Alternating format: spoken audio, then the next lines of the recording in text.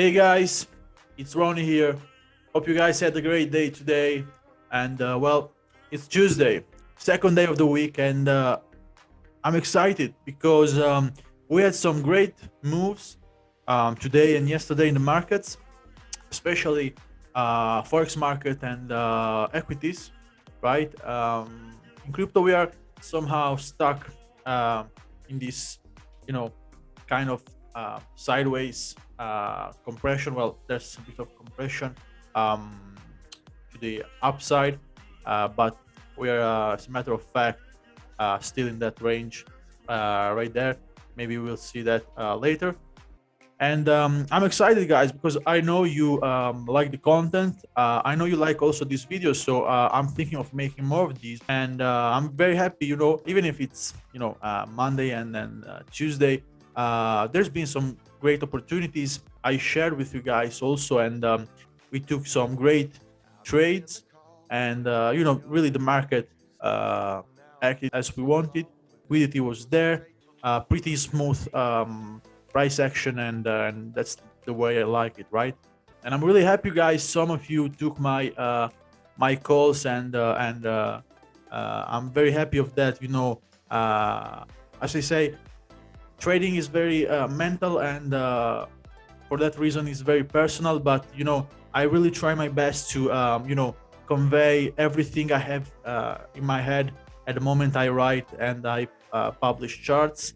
So I'm very happy about that. So what I want to show you guys here today is first of all GBP JPY, and I said I was waiting for price to react to these levels right here around 155.3, around here, right?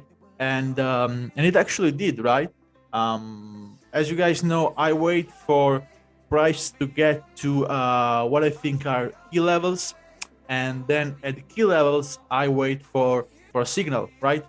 For the signal, which then brings me to the click on the buy or sell order, right? So here it was a sell order. I really didn't get into the trade here yesterday, right? This is yesterday's movement. There were two great opportunities here, but what I want you guys to focus here is the overall move, right? Now, first of all, let's look at where we coming from, right? Now, we are coming from this lows right here, right, which I then highlighted with this blue arrow, right? And now from here, as we can see, the dominant trend right here was the bullish trend, right?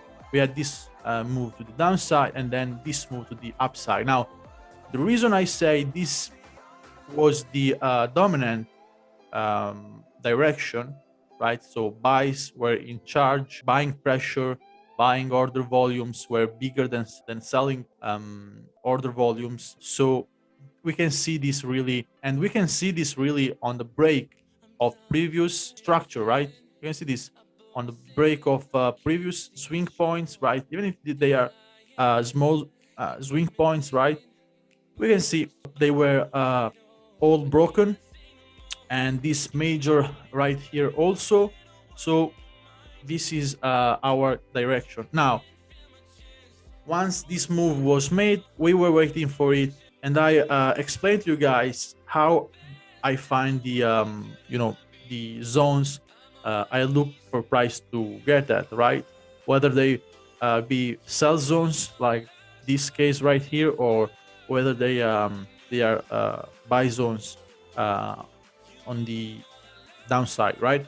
Because what we want to do is always buy low and sell high and uh, buy low, right? So that's what we want to do, and try really to get active around these, zones here, which are at the edge, let's say, of the price, right? So very expensive, let's say, prices. We want to short them, we want to sell them, and very cheap price, we want to buy it and buy low and sell when the price is more expensive, right? So that's till now it is all common sense, I think, right? It's nothing special about this. Now, once I am waiting for it to get to the level and it gets to the level and I have a signal, I just need to press my button and I'm in the trade. That's all I need to do, right? I have a valid zone, I have a valid signal, that's really not much to think about, right? I sell, price goes down. Now I have a confirmation here, if you can see it, and is the break of these lows. I not only break them, but I also make some closes, right? Some candles close below this swing point. This is a major swing point inside this leg movement, all right? So once I break this, I have my direction, my inversion confirmed. I now wait for a pullback, right, in price. This was quite deep pullback, in my opinion. So this is the reason maybe some of you missed it, or you know, some of you didn't saw it coming. And also because these candles right here, and this is where the manipulation stands at, were really, really, really huge, right? They're all pointing to the upside, actually. So it was, I understand it was difficult, right, to short these candles, right? And I understand that, right? Now, what I would have done is simply put a Fibonacci here, right? Which again is a tool, guys. Remember, we use a lot of tools. We implement these tools. They do not work alone. They work if implemented at the right time, at the right place, right? So you need a strategy to implement these tools in, right? Here, and as you guys know, I like to use these fractional levels here. I like 25%, the 50%, and the 75%, right? Where I'm looking for my price to pull back, right? And the 75 is usually a price that works for me. And here simply you get an entry order here with stops above these levels here, and you have a really sharp drop to the downside. Maybe with your first take profit here, that would have made you some nice 50, well, almost 70 pips, right? Not bad for, let's say, like 45 minutes of work, okay? And that's basically what I was looking for, and this is basically my thought process in situations like this, right? But you have to keep everything into perspective when you get to these levels, right? You have to keep in mind your bigger picture, right? Where you're coming from, where are you going, and where you want price to go, right? It was really a big range movement, and for me to get some confirmation with um, for my positions above here, if I had one, I didn't had, because as I said, I missed them again. But I would have liked to have some break below these levels right here, and to have some greater retracement to the downside.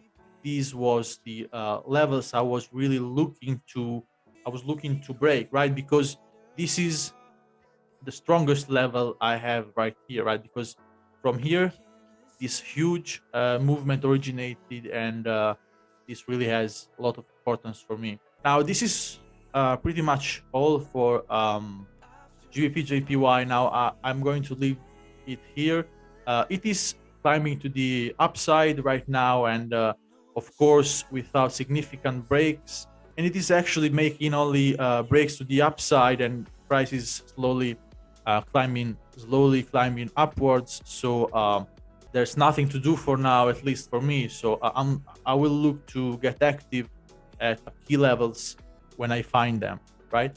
All right, guys, so that's it for GBP JPY. Now let's look here at GBP New Zealand dollar, which is my active trade. I have it open now. We will have some news in about I think half an hour. So yeah, I will nevertheless keep my positions. We saw today up here, as I told you guys, and this was my entry right here. And again, this is a signal I usually get, and you can now see it clearly. It was a bearish engulfing. I entered the close. You can enter also at the 50% of the body of the candle that engulfed it, right? So you can also once the engulfing candle closes, you can put an order at the 50% of its body, and you usually will get filled, right? It is anyhow around here, right? So I have still this open, all right? Let's jump a bit on the 4 hours so I can give you some perspective into this. We are getting, look at this, guys. We're going only upwards right now. Okay, we know New Zealand dollar is being very, very weak, right? The last, I don't know, this is November. This is like 4 months now.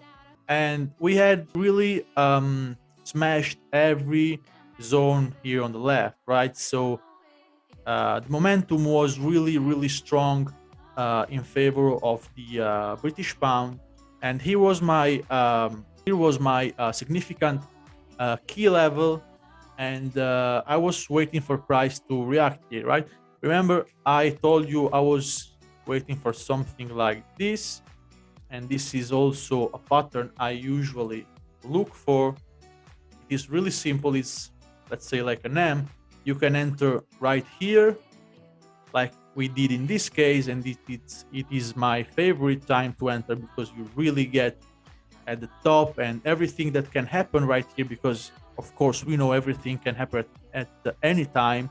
Like, take for example, we have news here from the central bank, we have unemployment numbers, we have a lot of things tonight, right, to look at. But we are really up here, right? So it is very, very very low probabilities that if this is the direction price will get here, it might get there, right? Of course, I am risk free here. Of course, I have my stops break even. This is why I like to get in this early, right?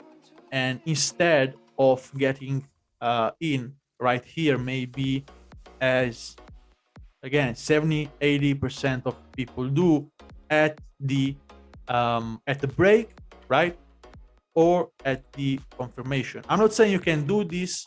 I do this, right, because I usually take multiple entries when I have my first entry done, when I can, right? I don't force things. When I can, I do this in my trading. Basically, this is the reason why I really like to get active right here and be safe, right? Be kind of safe, because there's no such thing as safe in the markets. Now, this is really the textbook example, right? To say so for you guys. Sometimes we can have the same formation and it also printed very, very textbook like. Okay, it was perfect. It was like a perfect M with uh like this leg being lower than the other one, and we had no break and all this kind of stuff. But usually you will find it this way, and this is a kind of manipulation. All right, now price gets here, people get into the selling because we are at the key zone, right? Everybody can see it, and we know who gets in and takes on some liquidity from the stops above here, and then price drops, right?